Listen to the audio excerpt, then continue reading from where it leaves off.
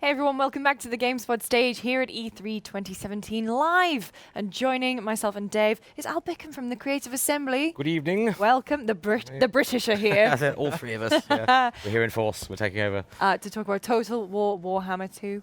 Al, what's the show been like for you?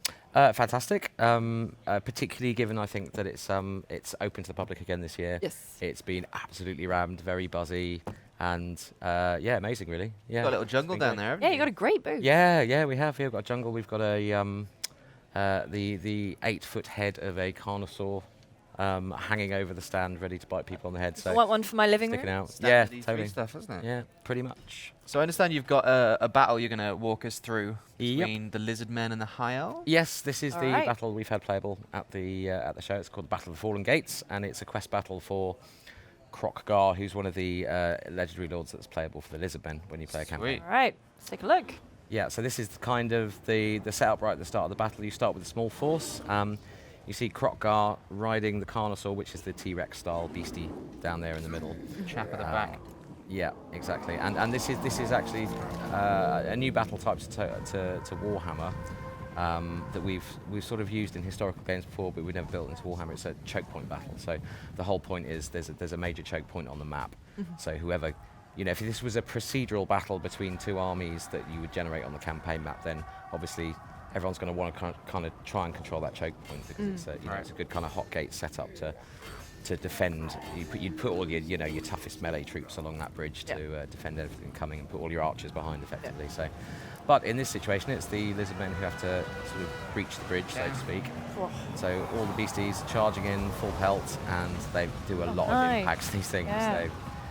They pretty much every attack they do is a sort of AOE smash damage attack, which knocks loads of guys flying over. So this is the section just sort of after the bridge where they've beaten their way past the first Elven defenders, and they're sort of cresting the hill here. You see the dragons just blowing its fire breath down there. So dragons, we had them in Total War Warhammer, but they didn't have breath attacks. So we've now given all dragons breath attacks. So they're much more multi-role now. They can do big flame damage to those. Oh. Yeah, man. Great interaction. Got some lovely. We've got quite a few new synced animations, like combat animations between large versus large, as we call it. So both of those guys have special attacks against each other and special combat moves. So the tail swipe in the face, the classic tail swipe in the face there. And you'll see the Carnosaur shoulder barge the dragon to the ground at points. It's really good fun. Lizardmen look like you've always had monstrous units, but that seems to be a core thing. Yeah, it's really kind of what they're all about, and it's funny. I don't think Lizardmen are perhaps one of the better known races in the Warhammer world, and whenever we've shown people this, they've just been humming the Jurassic Park theme tune, and just laughing with glee when they see those massive, those high mass units smashing into units of sort of rank and file troops. And there's a load of kind of red angry flashing going on there, which represents those units. There are certain units, especially feral units in the Lizardman army. When they've taken enough damage and they get angry enough, they go rogue basically, and Like they a just like a charge. bloodlust. Yeah, exactly. They just charge pell-mell towards the nearest enemy, and in order to eat them essentially. So this is one of the Lizardmen's. The sort of flying skirmish unit really. They're called pterodons, and these guys are fantastic for zipping around and taking out archers at the back of the enemy line, or actually ganged up like this, they can actually do quite a lot of sort of collateral damage at the same time, because they have what you see them firing there are called file each bolas things, Quite a mouthful. little creatures that are sort of buried in the jungle, which they dig up and throw around and basically work like a form of magical napalm. And they can also drop bombs as well, so you get the reticles pop up when you want to drop your bomb, and then they can they carry big lumps of rock into battle with them, so you've got a couple of rock attacks that they can do throughout the course of the battle. So soften them up with the Filey's Bolash, and then drop a load of rocks on them and they start routing. Time, are they? Yeah. So a relatively lightly armoured unit like this, they'll see a couple of units of these guys will see them off real quick. And when it comes to it, if they're out of ammo, you can charge them in as well. They're not the best melee units in the world, but they will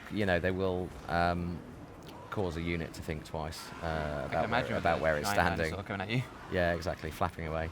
They don't look very big, from a distance, and then you put them next to a single unit, and you think, actually, they are quite large. Yeah. You don't really want that one that's Sizable flapping in wingspan. your face. Yeah. So yeah, that's the pterodons. So that was just a brief, that was just a few sections of that battle. That whole battle lasts about 15 minutes. And we've got it playable here on the show floor. We've got an easy version for newcomers to Total War and a hard version, which I've never seen anyone do better than a Pyrrhic Victory at so far, which so it's a good challenge. That's what I got. Yeah. I got a Pyrrhic Victory. I'm Yeah. not Yeah. quite as good as I used to be. It's But it's you're fun. saying that's a quest battle. What can you tell us about the reason behind the actual battle itself? So it's kind of almost a challenge or a rite of passage battle for Krokgar, and it's delivered by Mazdamundi, who's the oldest of the living Slan mage priests, and Big fat frog people might have seen. exactly the floating toad on the throne. Yeah, and he essentially gives this quest to Krokgar to go and prove himself, and he gets a unique magical item at the end of it. So he's got several stages to go through, like quest battles we have in the game, which culminate in that big battle there. And the whole objective there is the High Elves have turned up. They're kind of diddling around in this ancient site of power. It's essentially an ancient teleporter for the old ones who were the gods, the sort of the earliest gods who actually created the Lizardmen, the first race of the Warhammer world, and they used to zip around the universe using teleporters and giant pyramid spaceships. So that's the very, very early days of the Warhammer universe. They're not around anymore, but all these relics are left behind. So the High Elves come along, they sense some kind of magical energy there, and the Lizardmen spot that they're digging around in the ruins, and they're like, no, nope. No.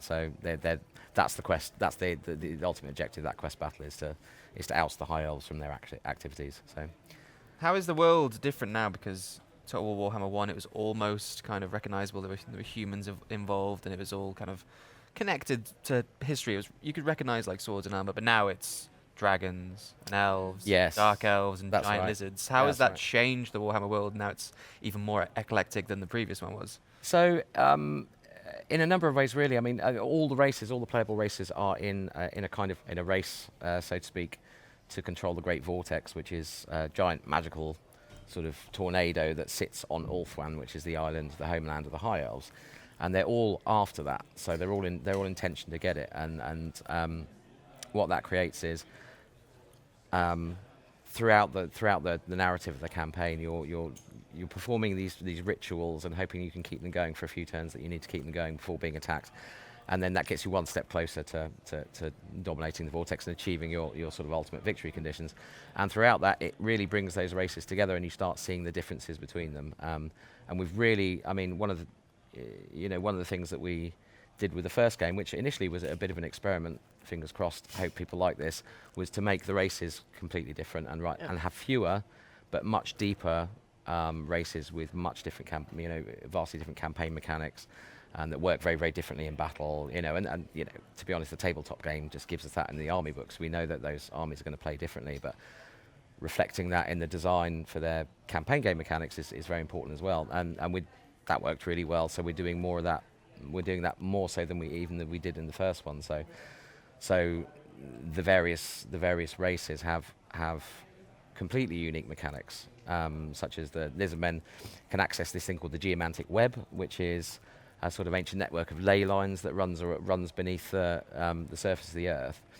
All set up by the old ones back in the old days, and they can re-energize these by capturing cities that connect across these ley lines. They can re-energize them, and it brings like some really major bonuses to those settlements and their ability to raise resources, raise taxes, and that sort of thing, and defend themselves as well. So they can really exploit the landscape in a way that no other race can. This is where those differences lie. It's in those fundamental differences between the way those factions work. So We've always said that you've got a 3-game plan.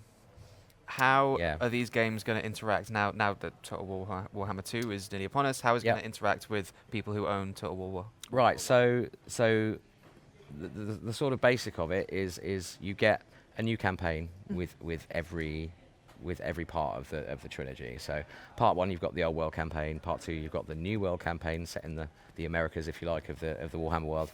And the third game again will bring you a new place and new places and new faces. And so you get those individual campaigns. So you can play those. They're the proper big campaigns. But shortly after launch of Warhammer 2, we'll be providing as a free update a sort of grand combined campaign map which attaches those two parts of the world together and lets you play as any of the races that you own across either of those games.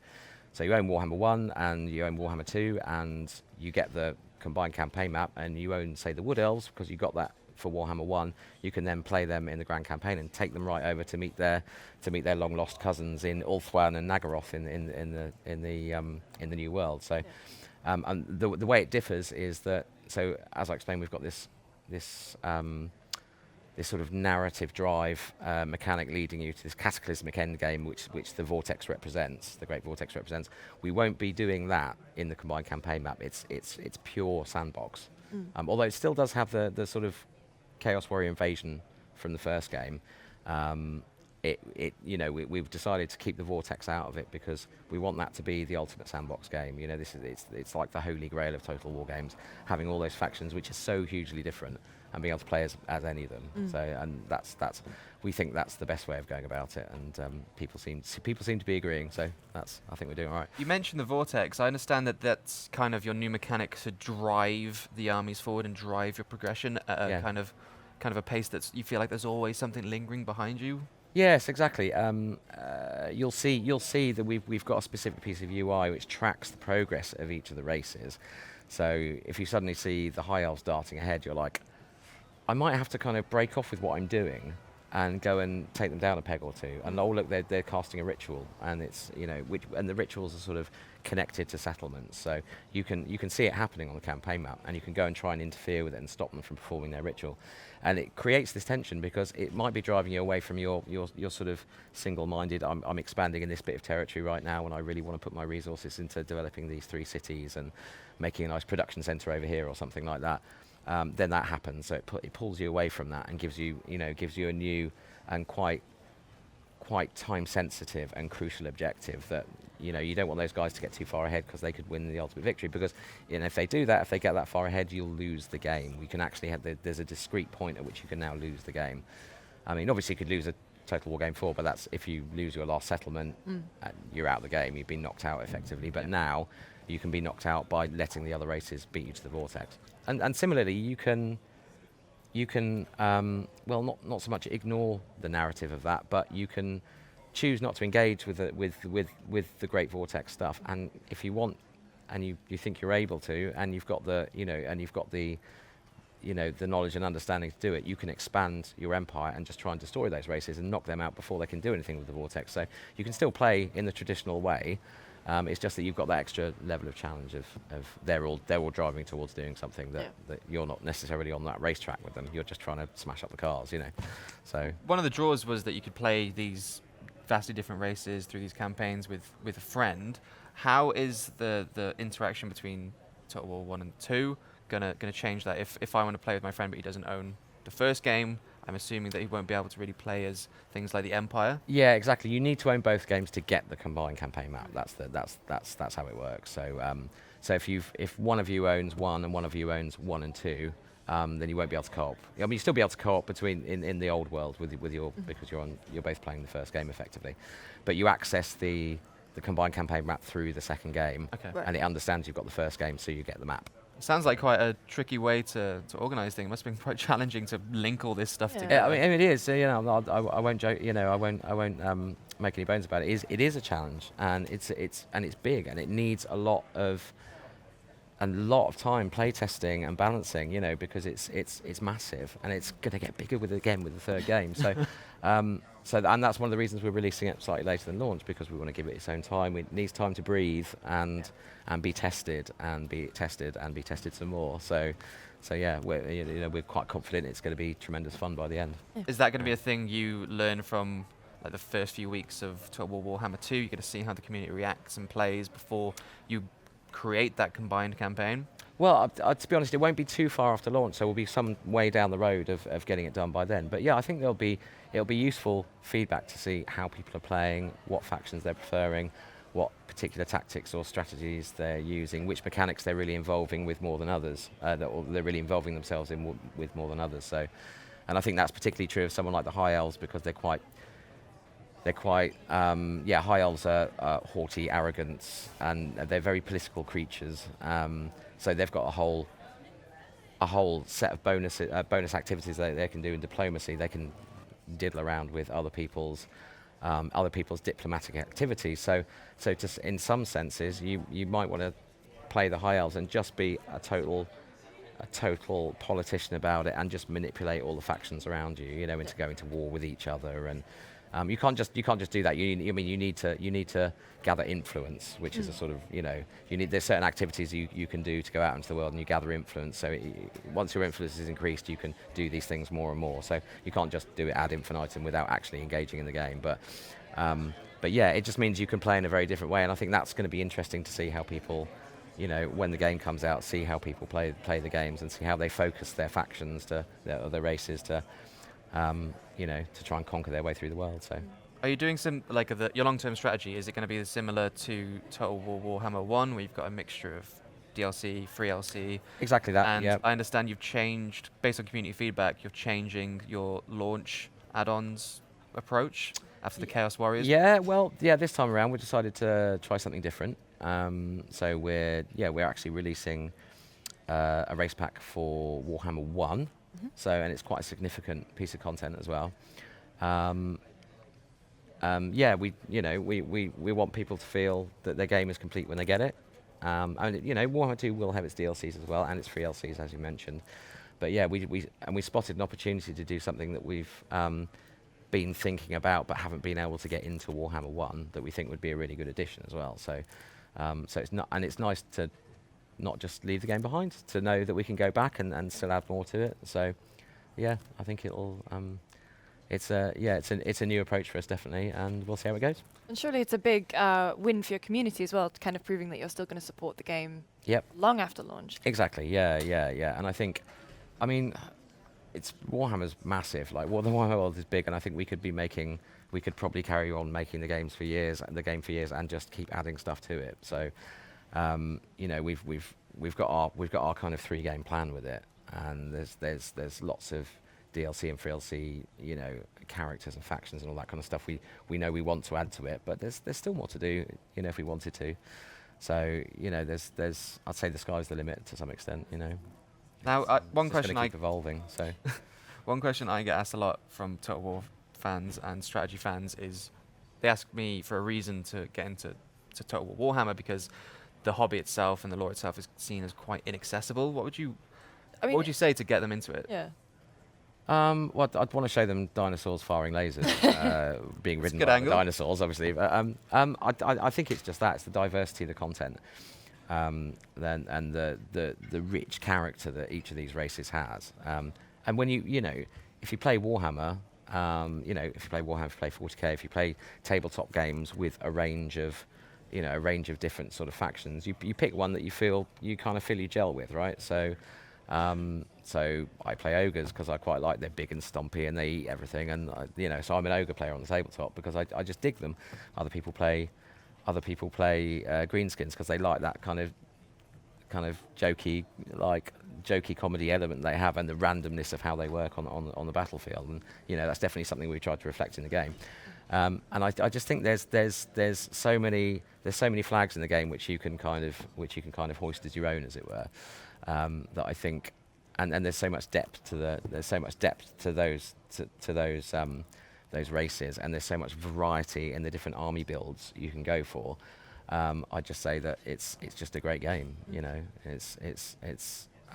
It offers almost endless diversity and fun. So you play ogres, but I play Skaven. Do you? And I know at the end of the trailer there was a rat that looked, I don't know if he was tired, but he had the red eyes and he looked a bit Skaven-y. I don't even know what that word is. What's happening with Skaven? Skaven-y. What are Skaven? You know what I'm talking about. Give me Skaven.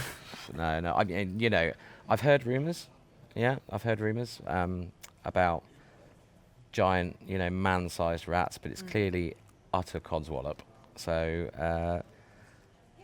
yeah, I don't really know where you want me to go with this, because it's like you're asking me to believe in a lie, Is that what I'm asking? Yeah, I think you are. I think you are live here right now, asking me to believe in an urban myth. I think you're Let's just go- like Just teasing Glad us. that I'm in the middle to Um, separate you two. Yes, I do not like teasing you. So yeah, we'll see. As a colleague of mine said recently, the fourth race in the game has not yet been ratified. Interesting. Right. Yes, Interesting choice of yes. words. Well, Al, thank you so much for joining us. My The, pleasure. the game is playable on the show floor. When can the folks at home get their hands on it? September 28th, we're out. Pre-orders are open now, and we talked about what you get for that. Some great Warhammer 1 content. So yeah, September 28th is the release date, and it's not long to go. So we've still got a bit of work to do, but we're getting there. And yeah, we're looking forward to the launch. Awesome. Awesome. Well, thank you Yeah. again. Thanks. Guys, make sure you don't go anywhere. We're going to be going back to the E3 show floor, where our pals Kinda Funny have special guest Brandon Jones from Easy Allies. So make sure you don't go anywhere.